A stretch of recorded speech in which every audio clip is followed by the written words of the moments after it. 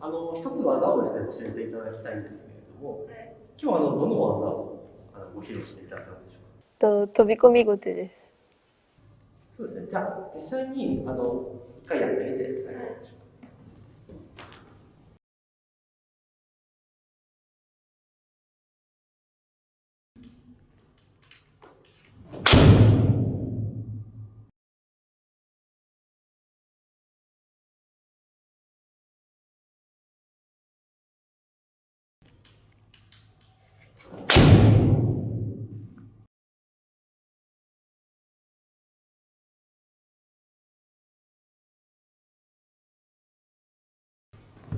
で今実際に固定を見せていただいたんですけど、最初に意識されているポイントっていうのはどういうところに今意識して打たれますでしょうか。相手の竹刀の上から打つっていうところです。なんか打った瞬間にこの竹刀と固定に当たってる時間を短めることでこう冴えが出るんじゃないかなと思って、こんな感じで踏み込みを強くすることでこう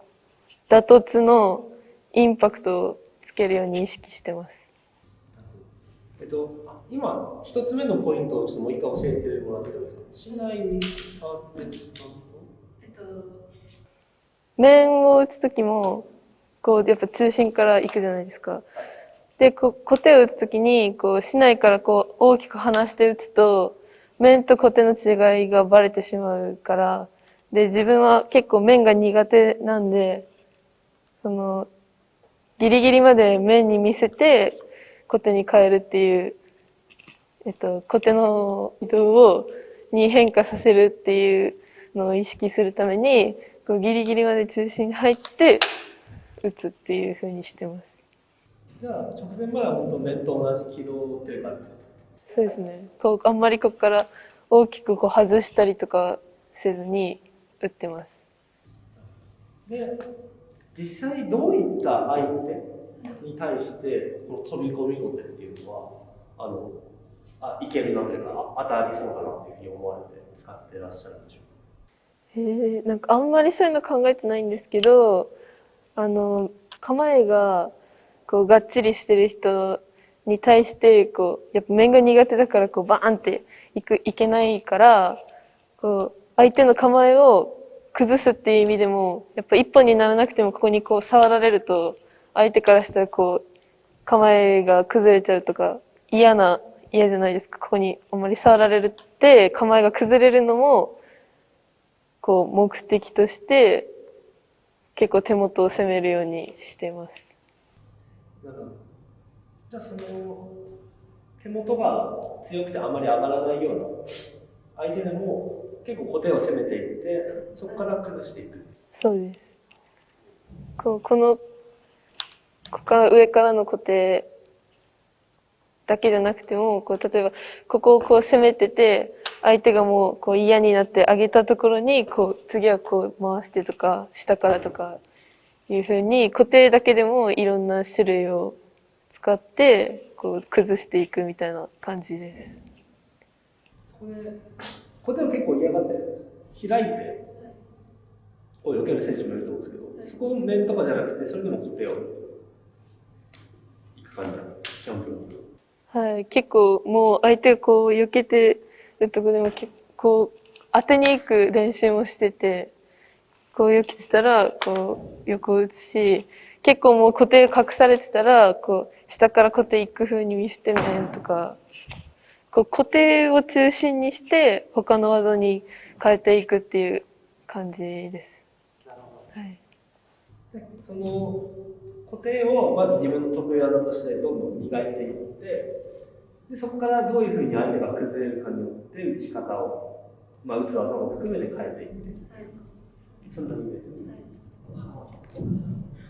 その打つ時の、基本的なちょっと入り方とかの話になるんですけど、これはどのように最初すると入ってらっしゃるんでしょうか。その内間に入るまで。やっぱ塚が人より長いんで、こう右手が強くなっちゃうん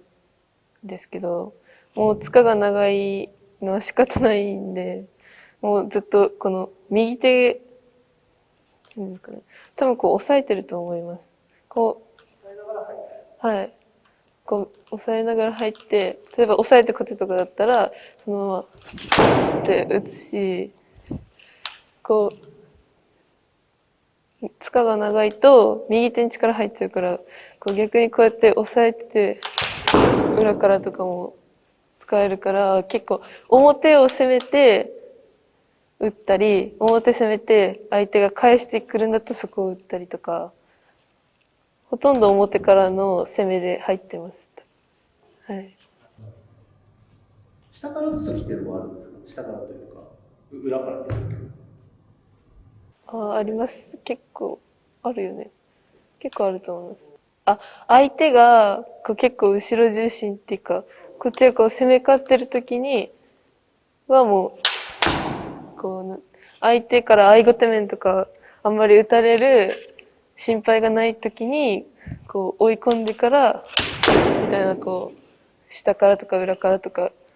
行くことは結構あります。やっぱり一つちょっと裏からの払いを入れることによって、相手面とか打たれるリスクっていうのが軽減される。はい、そう